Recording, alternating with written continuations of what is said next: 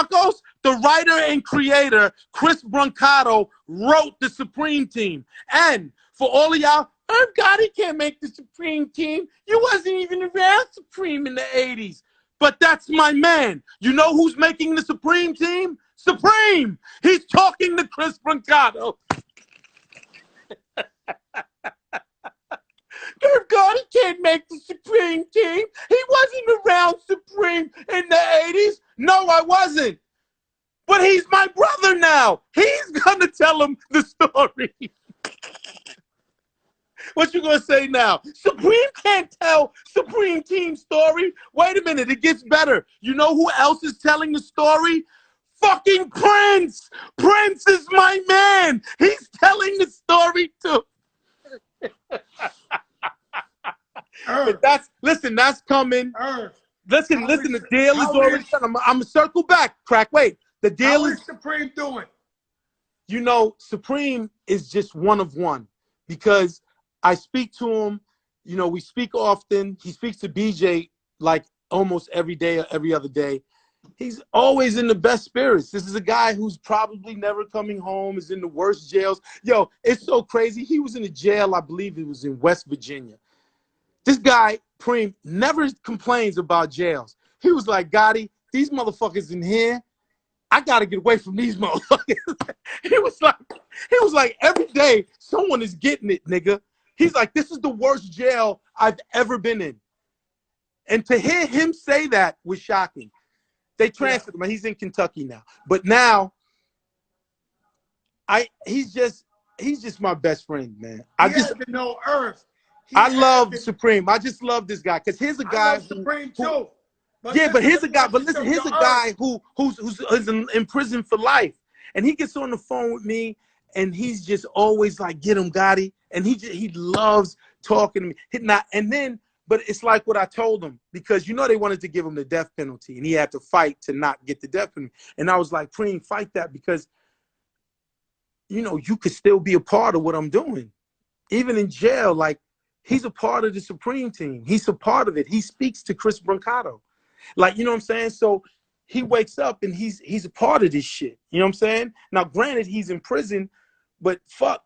He's in prison, but he's got a better mindset than the average person who's in prison for life, because he's still a part of what's going. And man, does my man root for me, yo.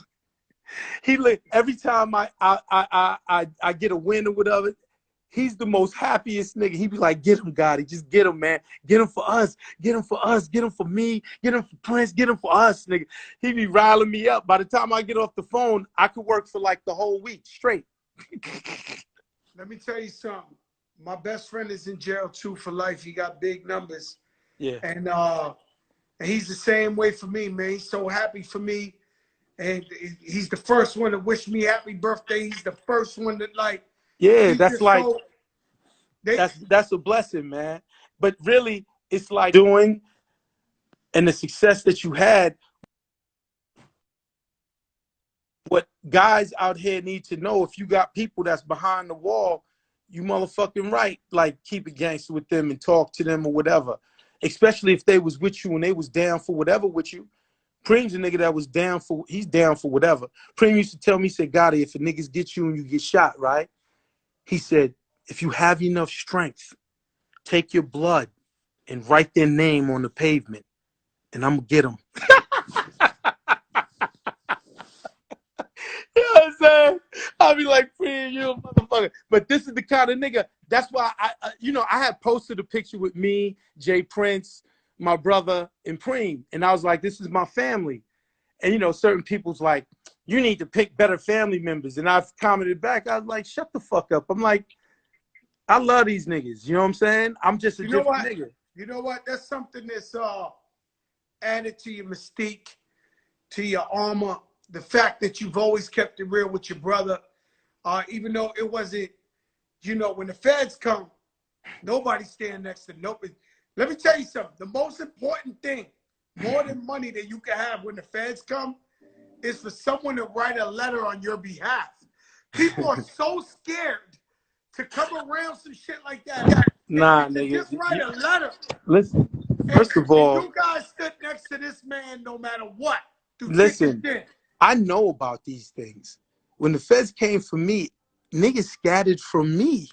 They all ran. No one would stand next to me at that point, really. You know what I'm saying? You know what I'm saying?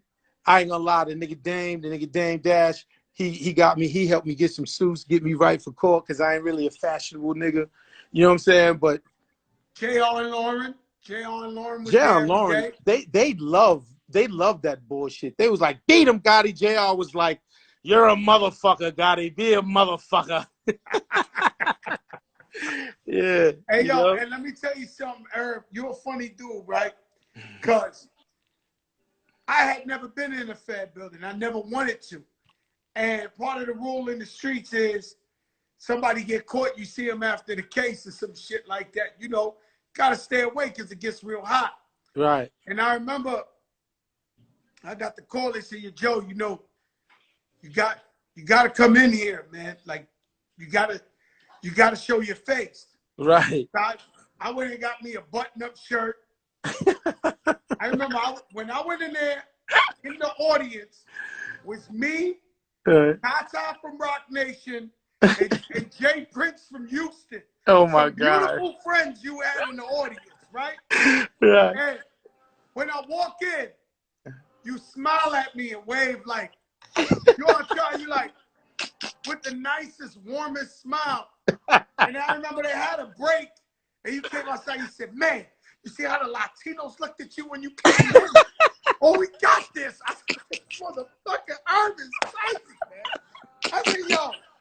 And then they got that infamous picture of your lawyers, Jerry Shargell, carrying you out when you won the case. That's an iconic picture. Oh, no, that's an iconic picture. That's all right. That's an iconic picture. Spitting at the cops. Yeah. You know, you getting carried out of court. You know, it's fucked up, but these are iconic pictures. Right. But here, this is, you asked me with the music. So TV and film is great, and it makes me a lot of money, right? And I love doing it. But there's nothing like energy with music. Music brings a different energy. You understand?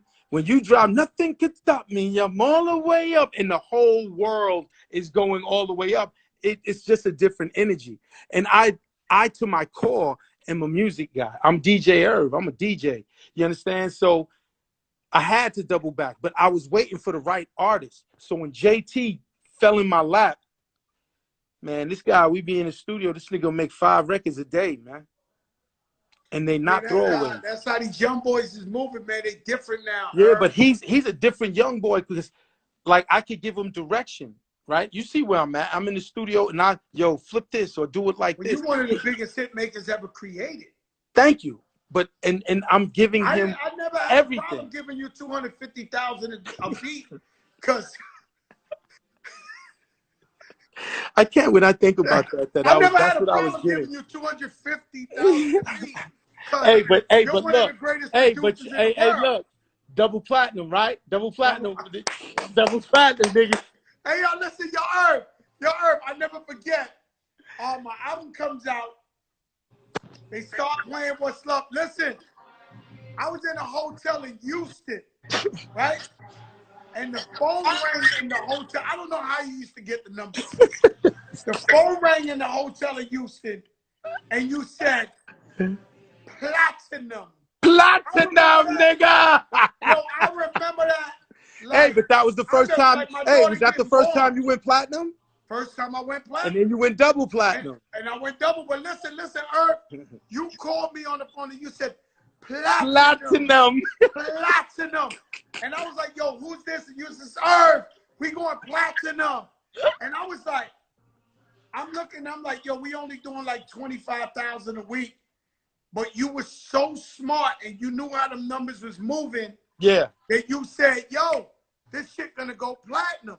You know that, with hip hop, right? With hip hop, we usually go up and then we will go down with sales. During that time, you would do a big first week and then you would go. Only certain records just stayed. You know what I'm saying? You hit a number, 25, 30,000, and you just wouldn't drop from that. So you do 25, 30,000 for a few months and it's like platinum. And that's what all my records was doing. All my But job records, the Ashanti everybody records. knows. Yeah. Everybody knows you saved Def Jam. Oh shit! I gotta catch the Chronicles, the Rough Riders Chronicles, in another 30 minutes. You know what I'm saying? I love X, yo. Yo, can you tell the people, because sometimes they just think you the biggest shit talker ever. But you have facts. You know when I was watching. Who did you sign to Def Jam Records? I signed DMX, but I was a part of Rocafella. How I got to Def Jam is I was part of J Dame, Biggs. I was a part of Rocafella. You know, I wasn't just Jay's DJ. I was part of the mechanics and what they was doing, singles, working the singles, shit like that. And that's how I got to Leo, because Leo, the funny thing with Leo was trying to sign Ja off of Get the Fortune. So I first met Leo when we put out Get the Fortune, but we were signed to TVT and he couldn't do it. So when he seen me again, a part of J, Dame, and them, and part of Rocafella, he called me for a meeting, and that's when he hired me as an A&R director. Now, I didn't sign. I'm not taking the credit of signing Rocafella the thing, but it was a great move by Leo, because I was definitely telling J, Dame, nigga, I'm over there. I told Trick Daddy was on here Monday. I said, yo, Trick Daddy, I took your CD to Craig Kalman and told him, you better sign this guy. And 3 days later, Craig Kalman called me and said, yo, Joe, I signed him. I didn't know business enough at the time to get myself in that motherfucker. You could have got a check for that. You didn't get a check for that? Huh? You didn't get a check for that? Nah, not a finder's fee, nothing. Wow. Now, if you see the sign, I don't know if you know, Irv, this is the biggest show in the game. I believe you. No. Jopra. I see it in the black. I see it in the back.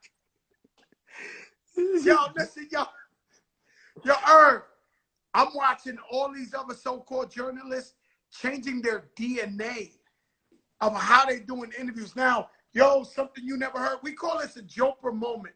When it's something the world has never heard before, we call it a Jopra moment. Right. I'm watching all these other so-called guys changing their whole shit because they know what's the realest shit popping. Right. That Joe show. So you got to have a Jopra moment? I know the Jopra moment. You told me it one time off the air, and I'm going to it, and I'm going to see if you finish it. Oh, God. I have so many stories that some I can't say. It ain't scandalous. But you told me one time that you believe that if B.I.G. still alive, him and Jay-Z would have got into a rap battle like Jay-Z and Nas got into a battle. This is just my opinion, everyone. This isn't facts. So this is a Jopra moment. Please, this isn't facts, but it's a Jopra show moment. This is just my opinion. And me knowing Jay, how I know Jay. Now, I'll go back to... Listen. Listen. I'm going to go back to Brooklyn's Finest. They gotta stop biting my shit. All right, listen. I'm gonna get the Jopra moment is you need to hear a story that is just a new story. Tell me this story. Why do you think Jay-Z and Biggie Smalls? I'm gonna tell you. You got to go back to Brooklyn's Finest. Mm-hmm. I was dead set against it. I was telling Jay, don't do it, don't do it, don't do it, and he was like, why? And I was just like, he's too strong. I said, but before we take over the world, we got to take over the West Coast. Before we take over the West Coast, we got to take over the East Coast. Before we take over the East Coast, we got to take over New York. Before we take over New York, you got to take over Brooklyn. And he owns all that. And I was like, this nigga's not a whack nigga. So I was just like, I was in fear that I was like, yo, you may come off like this little man. You understand? He was like, so you thought you was about to get them to battle. No, I didn't want him to battle. I just wanted to do it without his assistance because we was friends with Big. Like Big was at the Ain't No Nigga set. We used to go to these Italian restaurants in Brooklyn and eat. Like Big was a friend. So I was just on my strategic Biggie was my man. the brain Gotti shit. When he told me He used to tell me he was hanging out with Jay-Z. I remember when he was hanging out Nigga, with we Jay-Z. used to hang out a lot. Like they were friends. But I said on a business level, I'm like, man, this nigga is so scorching hot. I don't know if you're going to be able to get him. So if you listen to Brooklyn's Finest, I want everyone to go listen again. And how the record was recorded, it was Jay did his 4 bars, and then Big did his 4 bars. So when you listen to Time to Separate the Pros from the Cons, the Platinums from the... Dare I say, you know, this is my opinion. I'm not saying anything. I'm not speaking for Hov. But, you know, if you listen to that record, he was getting at him. But I said, Big is going to sniff it out. And I said, if you give him the thing, he sniffed it out. Yeah, they told me you're holding more drugs in the pharmacy. You ain't harming me, so pardon me. He was going right back at him. And then what Big did, which I was like, that's why Pac was shitting on Jay, because of Brooklyn's Finest. If they have twins, you probably have 2 Pops. Get it? 2 Pops. And Jay's on the record with him. So now he's like, fuck you. Ain't no nigga like me. Fuck Jay-Z. Then he start bombing on Jay. So Big was a mastermind and involved this real ill nigga in both the streets and the lyrics and kind of paired up with him. That's kind of how you paired me up with the Ja Rule with the but we'll forget about that rap beef I had for 8 years. Yeah, but nigga, I didn't want that. Like I want to make great records. When we made New York, not one time was I in the studio like, yo, they riding with us now. Never. I'm not even thinking about that. Yes, that's right. You know what I'm saying? But fucking, so now after Brooklyn Finest, Biggie passed, murdered, and he shot. So it's like we never got to see what would have happened. And really, when Biggie and Pac died, I mean, just speaking truthfully, J, X, and Ja benefited the most. They feel, so it worked out good. But if Big never died, I always say it. I'm like, I just don't believe this is my opinion. It's not Jay-Z's opinion. It's just my opinion. I think Jay wouldn't have been able to play second fiddle. Jay's not a second fiddle nigga. That's a fact. Yeah, he's not a second fiddle nigga. You fucking saying this nigga could beat me? He getting at him, yo. This nigga could beat me? All right, let's see. Jay's not a second fiddle nigga. I'm gonna come at you.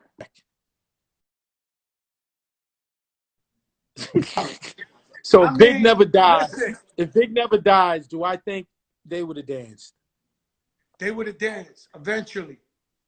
Eventually, they would have danced. 100%. That's 100%. That's your opinion. It's like I say with DMX here. Like I say with DMX, right? Like I know these niggas. I know the DNA of these niggas. X isn't friends with no rapper.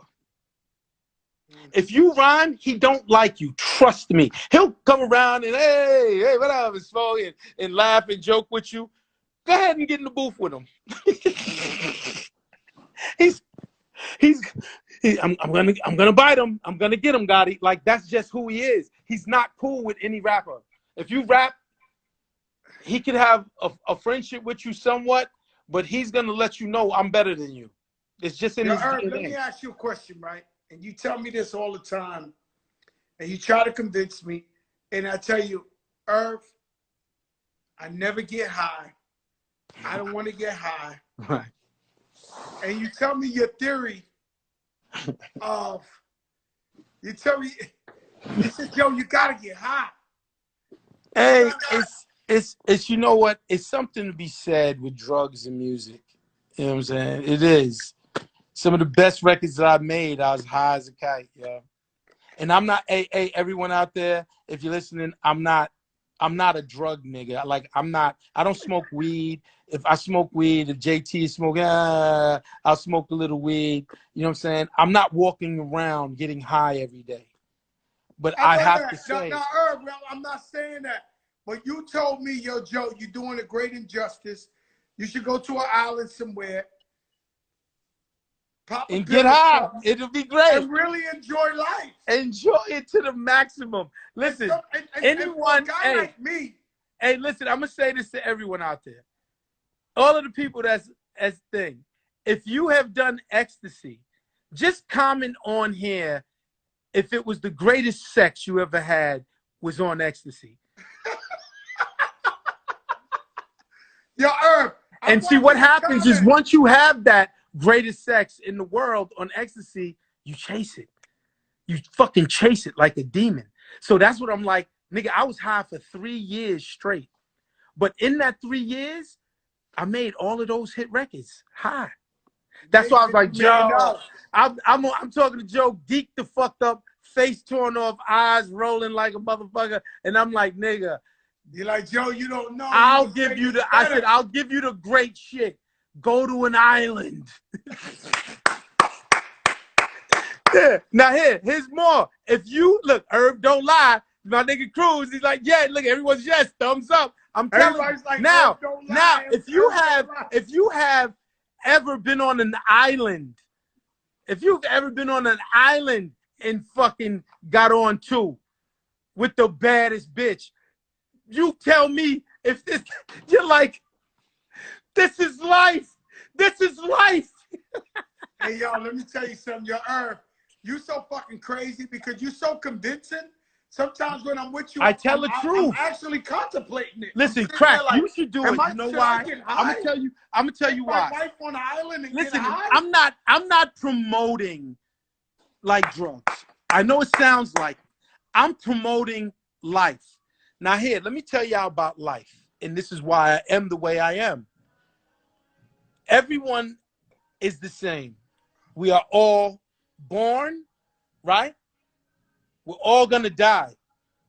Nobody is exempt. So in between birth and death, we live, nigga. All right. So now go back to what I'm saying. You telling me you don't want, if I'm describing the greatest feeling in the world, you don't want to see if I'm right one time with an island with wifey, and you're gonna be like, this nigga got it. You're gonna be like, got it. Yo, Irv, you know be banging, got it. You know what I love about you, Irv, is that you're free. Yeah. And when you say it to me, even though I'm not doing it because it's not my shit, but this nigga, after all of that, he said, I'm telling you the truth. I'm not saying that, but I love that you're free and you live in the moment. Yeah. You live in the moment. You don't live for other people, what people say. I want to live life to the fullest, man. You know, I grew up poor, right? So I'm the youngest of 8 kids. Joe, you know my family, and you know exactly who I am. Beautiful. Right. Your you know mother, exactly your who I father, am. Your cousins, your uncles. Family. And I used to get angry. Like, we would go over somebody's house. He had a nice house. I would leave and physically be angry. Like, what the fuck, man? Why my family can't have that? Why my family can't live a good life? Like, we got all this love. We the best. We the dopest people. You know what I'm saying? Why can't we have that? So all I'm doing is trying to get it and get all of it so me and my family could live. But I'm a nigga. I'm going to live. I'm going to live. You understand? I'm going to get this money. I'm going to be a billionaire. Y'all heard it here first. You know what I'm saying? I'm going to get a billion. It's going to be like, yo, this nigga's a billionaire. You heard it here first. Yeah, and I'm not, you know, no, but here, watch. Let me let off some more secrets. It's like, for the first time, everyone talks about getting $1 billion, right? But I actually see it. Like, I shouldn't announce it or whatever, but I'm working on a deal where Visionary Ideas is my multimedia company. Visionary Ideas has Murder Inc., it has Tales, it has the movies. That's my big company. And I got billionaires ready to give me $100 million because they believe in the kid. And once they give me that $100 million, the conversations of the dynamic of business changes. It's no more me asking to do a show. I have an idea. No, I just do it. And I use my relationships to form distribution situations in music, in TV, and film. And here, let me talk more real nigga business talk that may go over your heads or maybe y'all catch it. The entertainment business yields a 10 to 20 times multiple. What that means is Whatever my company is, if it's evaluated at 100 million, when I sell it, I'll get $1 billion to $2 billion. And I'm with some billionaire boys crew that believe in me. Straight up. I'm with a billionaires boys crew that's like, we're gonna set you up, Gotti, and see that shit you talking if it's real. And it's real. Like it's when real. It comes, me and Crack is laughing and joking, real. Right? Real. But I'm telling y'all real shit on the entertainment level, on TV, films, and music, is niggas can't fuck with me. I'm telling you, and please believe me. No, Irv, you're genius. Thank you, Crack. Thank you. Thank you. You do know, right. Crack. You know what I'm saying? But I'm telling you, I'm gonna out everything. I'm movies, TV, and film. When you keep seeing visionary ideas, no, the next thing you're gonna see is Irv Gotti sells visionary ideas for $3 billion. Like, I could see it. And when a nigga like me could see something, so everyone out there who's like dreamers or whatever, don't ever forget or give up on your dreams. But the thing that with a dream is, you gotta visualize it. So you gotta put the pieces of the puzzle together so you can see it. So what I'm explaining to y'all now, it's like, yo, the Billy is right there. I see it. I just gotta go get it now and put in the work. And that's nothing. I'm a worker. I grind. I don't have to sleep. You know what I'm saying? I'm an idea nigga. You know what I'm saying? So it's right there. So I'm trying to, and whoever's looking at this, I'm saying to y'all could get it too. And I don't care if it's $1 billion or your short goal, $1 million, or if it's whatever the fuck it is. You visualize it and say, all right, I got to get to here, here, here. One of the first steps is me getting this distribution deal with JT.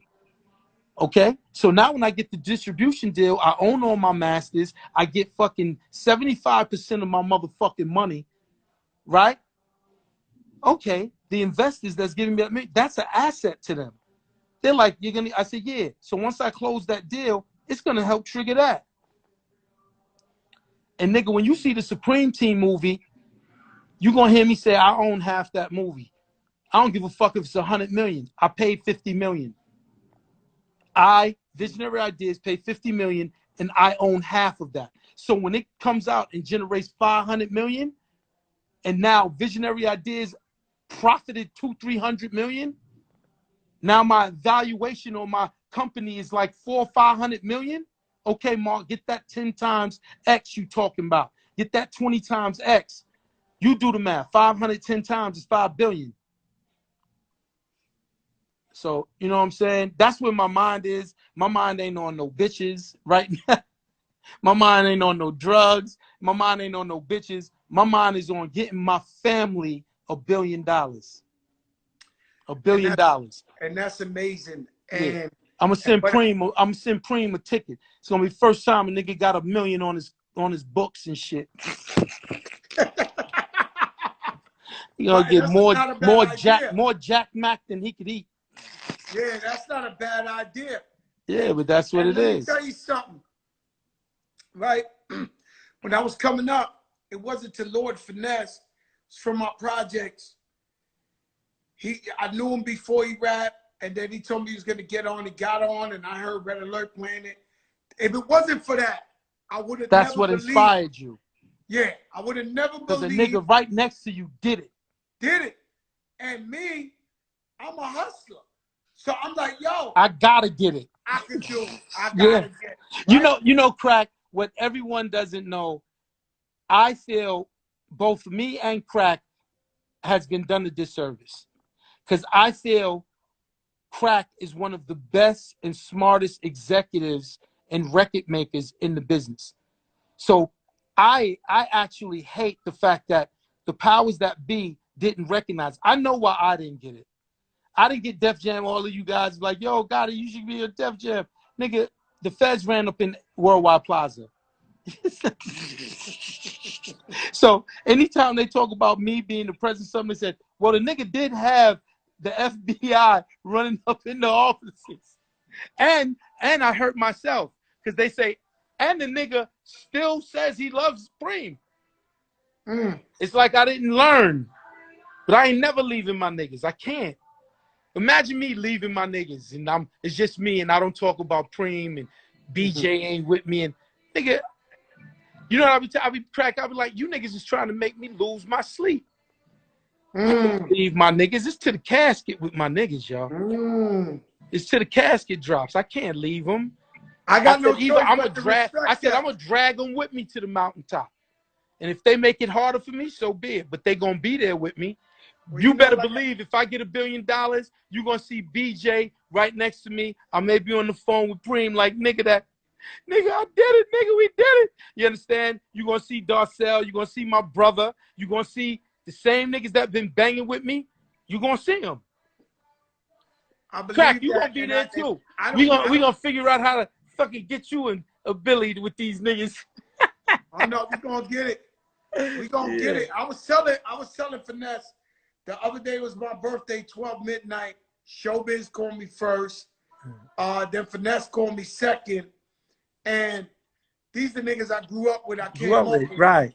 So when I'm talking to finesse, I say, yo, finesse, let me tell you something. I needed you to inspire me to do it. I said, now I'm doing this Fat Joe show. And now I actually see what you saying, Irv. I see that I'm right there to crack it open, to be the next Arsenio Hall. Yo, nigga. David Letterman. Nigga. You see it. You see it. I feel it. It's a problem when you see it, nigga. Niggas like us, when we see it, it's like it's done. It's like it's now done. We just gotta go. It's done. It's done. There's nothing else to talk about. Yeah, niggas be talking.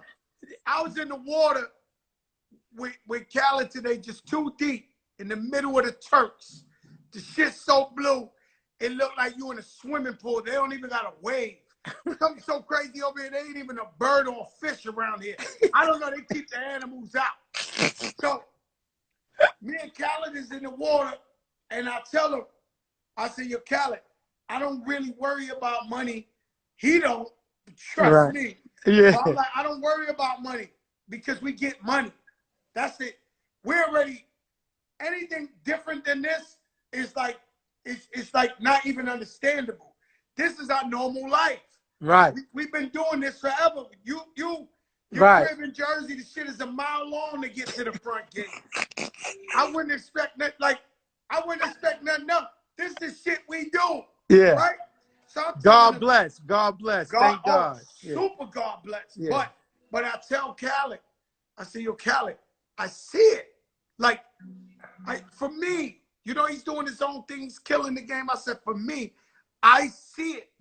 Right? I see and you know, once you see it, because it's hard, people can't see it. Yeah. But I see the light at the end of the tunnel where I'm like, it's a beautiful, and listen, I told you, like, the minute you see it, guys, it's like so crazy because it's surreal. It's like you got it already. Yeah. You just got to go through the steps. Like, people be talking to me, right? And they think I'm weird. Right? They be like, yeah, Gotti's just weird. He's different. Because I really be talking about things in 2022. Like, my brain is 2 years ahead. So everything up until 2022, it's like I just got to do it, but I know exactly what I'm doing. You know what I'm saying? But it's that's crazy how you. Because I gave, listen, to commend you, shout out Serge, to agree with you. I told Khaled, I'm going on a 5-year run. He said, that's what the donkey said. That's old school. I would respect it more if you said 2 years. Right. Yeah. 5 years, that's what the donkey said. That's old school. I want you to get that in 2. Oh, my God. He said, that's what the donkey said? That's what the donkey said. I want you to get it in 2. I'm like, but I understood. He's saying, yo, man, we ain't got no timetable for this shit. You see it, we're going to get it, and we're going to get more. Right. And, y'all, let me tell you something, Irv. Thanks for coming on. I love you, my brother. I love you, Crack. You know, I'm with you for life. Hey, just so everyone knows, when Crack calls me, right, I can't say no. So I was like, because I haven't spoken. My people don't like me to speak because I'm always saying crazy shit or whatever. So they be like, yo, don't do it unless you have something to promote. And I said, Crack, I don't really got nothing to promote right now. I'm in the midst. I ain't got Tails ain't coming on. I got to make it. I said, is it a must? He said, Gotti. I said, all right, what time? And I tell you, Irv. There's certain niggas you can't Irv, say, I can't say no to you, Crack. This no bullshit. This the biggest show in the game. I got this you. Ain't no fucking. Hey, I watch your work. I know what you're doing. I know everything that you're doing. Yo, Irv, all these dudes that we give awards to and we call them the best, they're jacking my style. So imagine you and Hype William created the fish lens. They all doing my shit now. I got the motherfuckers going crazy. Like, you know what though, Crack? You know why you'll give the best interviews? Because people are going to talk to you because they love you. So it's not like Jimmy Fallon. Niggas ain't opening up to Jimmy Fallon. You know what I'm saying? Like, but Crack, and it ain't even just hip hop artists. The whole world loves you. So you could get Cameron Diaz or whatever and get her on the show, and she'll give you a better interview than everyone else because they love you. Like you could ask somebody a question, and they'll do it. Like, you know, the guy who does what's that shit in the car when he makes you sing along in the car, right? But really, I was like, that's brilliant, right? James Corden. All right, he's brilliant. Not for the sing along, right? But after he gets you singing along, you let your guard down. So then he hits you with an orthodox question, and yet you answer it because you're just in the mood of having fun. So what I'm explaining to you, I'm explaining to you why you're going to serve everybody. You don't need to do that karaoke shit. You Crack. Right. So you could ask the nigga a question, and they're going to keep it real with Crack and just give the answer. Irv, they fucked up. They stuck me in the house with Corona. Yeah, that's what I said. You're the only nigga that has created, you're one of few that has created something and getting money in the pandemic. In the pandemic. Pandemic. Let me tell you something. They stuck me in Corona, and I fucking turned the camera on, and I went to business. And every day, like yesterday was Spike Lee, Trick Daddy, and Dion Cole the day before. We got Shine on Friday. We got this shit don't stop. Last week, Mark Anthony, Mary J. Yo, who's going to say, listen. Stephanie Mills, LL Cool J. Listen, who's going to say no to you, yo? I think, yo, real talk. I'm really trying to think of who said no, though. I'm really trying to think of No, I think you should, yo, I think you should go get Michael Jordan. Huh? Go get Michael Jordan. I've been trying to because I know that's your man, too. That's your man. Do you know who said no to me? Who? 2 Chainz. What? 2 Chainz. He must have been busy that day. Oh, he been curving me. 2 Chainz. It's not like... That's shocking. When he come, you know? You see him in the ATL, you tell him he got to... When he come, he gonna come. But 2 Chainz, the only artist in the planet Earth that was like, yo, maybe he telling the Tina, maybe I don't... like this ain't the big show. I think, listen, go get Michael Jordan. I think you could get Jordan because I know that's your man. That is my man. I know that's your man. So if you could reach to him and say, hey, it's just a FaceTime shit. Come on for an hour, shoot the shit. Get Jordan. I'm going to give you like hefty goals. Michael Jordan. Yo. Fuck it. Denzel Washington. You know what, though? You know what? Get John David Washington. His son is mad cool, and his son should want to do it. And tell John David, say, yo, I want to do a father-son. Say, I want to do a father-son with you and Denzel. Yeah, Irv, let me listen, that's a good mind fuck because he's going to want to, he loves his son, he loves his boy, and it helps his boy, too. Hey, yo, Irv, you something else. Tell Sonny, tell the kids I love them. They love you too, Crack. Your daughter, you know I love you. Your moms, your pops, everybody. God bless you, Crack came to my mom's birthday, was last year.